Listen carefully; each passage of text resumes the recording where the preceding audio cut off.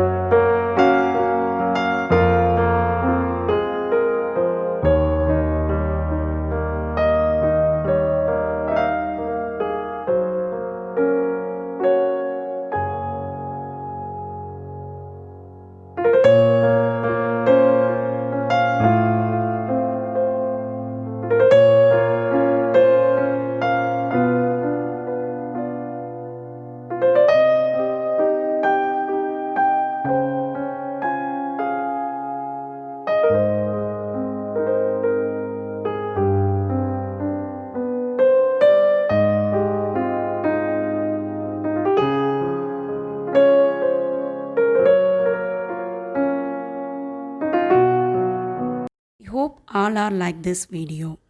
If you are like this video, like and share with your family and friends. Subscribe my magical hands. Press the bell button to get future video notification. Happy crafting, no tension. Bye bye.